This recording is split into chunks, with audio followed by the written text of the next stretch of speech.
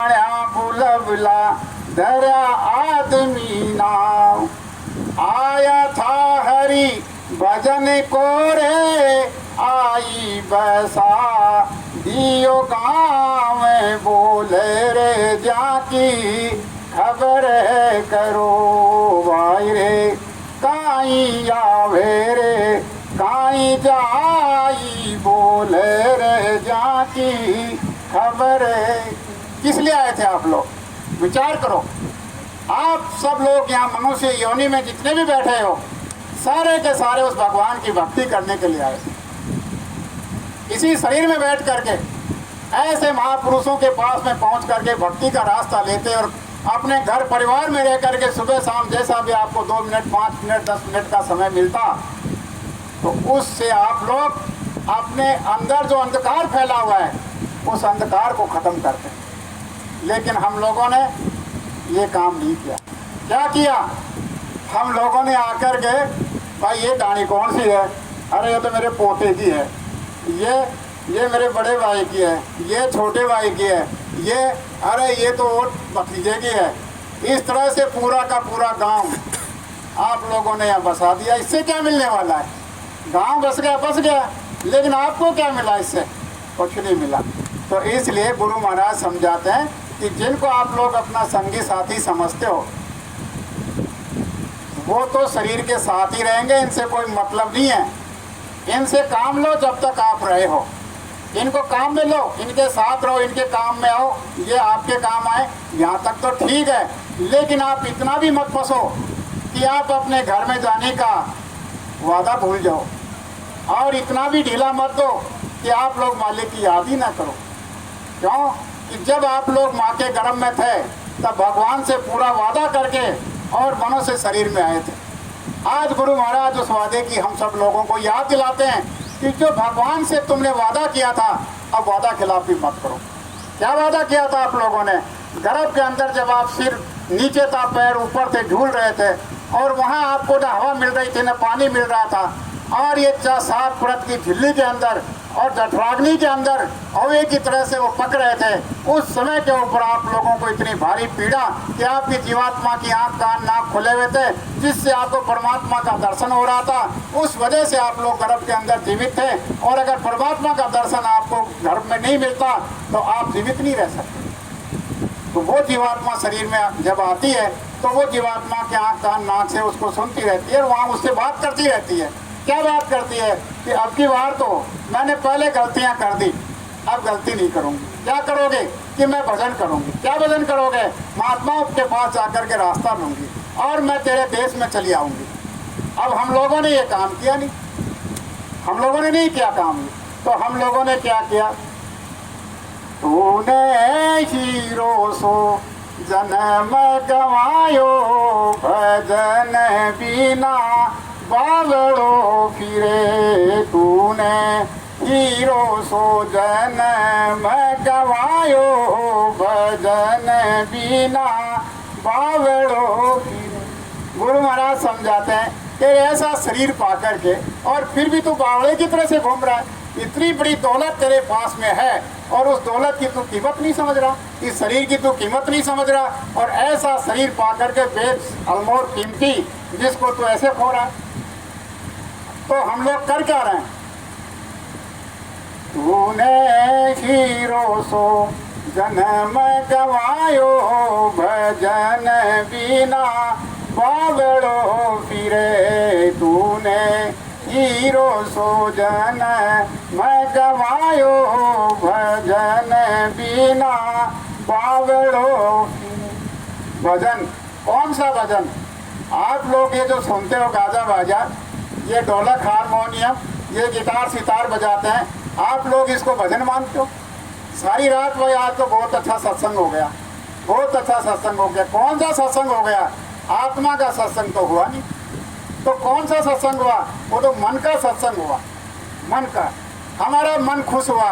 हाँ, तख्त के ऊपर 2-4 आदमी थे, वो औरतों की ड्रेस पहन करके नाच रहे थे और गाने वाले बजा रहे थे। उनको क्या पता क्या बजा रहे हैं, क्या गा रहे हैं, कोई होश नहीं, कुछ और नहीं। और सामने बैठे वाले हंस हंस करके खुश हो रहे हैं। अरे किसके ऊपर खुश हो रहे हो? क्या सुन रहे हो? ये सारा का सारा इसमें आत्मा की खुराक रत्ती मात्र भी नहीं है। और जब आत्मा की खुराक नहीं मिलती है तो आत्मा प्रसन्न नहीं होती है। और उसी सत्संग के अंदर कोई अनहद वाणी बोल दी जाए, कोई सूरत की शब्द बोल दिया जाए तो सबके दिल बाग बाग हो जाते हैं, लेकिन ऐसा कोई जानता ही नहीं। बोले कौन? अब भजन किसको कहते हैं? भजन गुरु महाराज बताते हैं कि ऊपर से जो देववाणी आकाशवाणी आ रही है वो हर एक के मस्तक में आ रही है, और वो आपके मस्तक में आ रही है सबके अंदर। अब आप लोग सुन क्यों नहीं रहे? गुरु महाराज कहते हैं कि उसके बीच में गंदगी का पर्दा आ गया, वो गंदगी की चट्टाने जमा हो गई, इसलिए वो जीवात्मा के कान उसको सुन नहीं पा रहे हैं। अगर उस गंदगी को दूर कर दो तो आप लोग सुनने लग जाओ। कदे न आयो संसरण में, कदे न हर गुण गायो, कदे न आयो संसरण में, कदे न हर गुण गायो। कभी इच्छा ही नहीं की। क्या की? अभी गुरु पूर्णिमा का कार्यक्रम है मथुरा आश्रम पर, लोग क्या कह रहे हैं? अभी भोज करना है, अभी ये करना है, अभी वो करना है, 50 तरह के काम गिना देते हैं। उस काम के सामने अगर वो काम परमार्थ का कर लिया जाए तो ये दुनिया का काम अपने आप स्वतः हो जाता है। अरे ये बरसात अब आ गई, अगर ये बरसात 20 दिन बाद में आती तो फिर क्या होता? और ये बरसात अगर अब आ गई और ये काला बादल बरस गया और ये काला बादल तुम्हारी फसल करवा दी और ये काला बादल को मना कर दे और आगे बरसात न हो तो क्या कर लोगे? क्या कर लोगे? इसलिए देने वाले गुरु महाराज क्या कहते हैं कि जो देना है वो तुम्हारी प्रारब्ध में, तुम्हारी किस्मत में लिख दिया गया है, उतना तुमको मिलेगा। उसमें से रत्ती मात्र भी कम होने वाला नहीं, न कोई ज़्यादा होने वाला है। इसलिए जहाँ गुरु का सत्संग हो, जहाँ संत महात्माओं का सत्संग हो, वहाँ पर बिना विचार किए और संसारी बाधाओं को दूर करते हुए बिना सोचे विचार किए अगर चले जाएंगे तो एक शब्द के द्वारा हमारा जीवन बदल जाएगा। और हम लोग संसार को बनाने में लगे रहेंगे तो ना आपका संसार बनेगा और ना आपका लाभ होगा। उस परमार्थ के लाभ से आप वो छूट जाओगे। कदे न आयो संसरण में, कदे न हर गुण गायो, पच पच मारो बैल की नाई, सोई रहो रे उठ खायो, भजन बिना बावड़ो की। रात और दिन पच पच करके ये कड़ कांकड़ा एक हो जाता है। जब रात को सोते हैं तो क्या बहुत अच्छी नींद आई। अरे नींद क्या है? सुबह उठने के बाद में और शाम को सोने से पहले तूने कितनी मेहनत कर दी और उस परमात्मा के लिए तूने रत्ती मात्र भी प्राप्त मेहनत नहीं की। अगर थोड़ी सी भी मेहनत भगवान के लिए कर लेते, हम लोग जो दुनिया में मेहनत करते हैं उसका अगर 1% भी भगवान के लिए मेहनत कर लें तो वो भी ज़्यादा है। इसलिए गुरु महाराज समझाते हैं कि तुम जितना पच रहे हो दुनिया के लिए, उसमें से बहुत कम मेहनत इस काम में होती। अगर मान लीजिए सारे दिन मेहनत करके आए, अब गुरु महाराज कहते हैं कि भाई ध्यान कर लिया करो, भजन कर लिया करो, तो ध्यान और भजन करते समय कौन सी आपको खाई खोदनी है? आपको तो बैठना ही तो है, आप बैठ जाओ। अब बैठने के लिए आप अपनी सुविधा के अनुसार बैठ जाओ। कोई कुर्सी पे बैठ जाए, कोई चारपाई पे बैठ जाए, कोई और कहीं बैठ जाए, कोई पीढ़े पे बैठ जाए, नीचे बैठ जाए, तकिया लगा के बैठ जाए, कैसे ही बैठो। अब बैठोगे आराम से तो उसमें तो देखने और सुनने का ही तो काम है। अब आप खुली आंखों से देख रहे हो, आंखों बंद करके देख लो तो तुम्हारा काम हो जाएगा। इतना आसान काम नहीं कर सकते। तो गुरु महाराज कहते हैं कि ये काम इतना सरल है, इतना आसान है और इतना सहज है कि इसको कोई भी कर सकता है। लेकिन सहज काम करना तो हमारे लिए मुश्किल हो रहा है और ये जो कठिन काम है वो हमारे लिए आसान हो रहा है, जिससे हमें कोई लाभ नहीं है, जिससे हमें कोई फायदा नहीं है।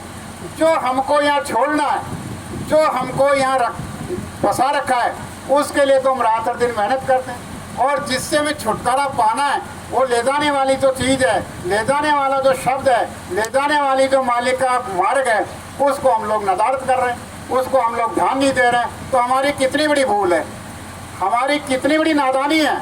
आप थोड़ा सा विचार तो करो। लेकिन आम सब लोगों को ये जो काम होगा जीवात्मा को अपने घर में पहुंचाने का, ये पूरे सतगुरु से होगा, पूरे सतगुरु से।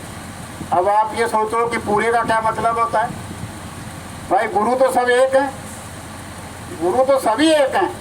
अब इसमें पूरे अधूरे का क्या मतलब है? तो ये आता है कि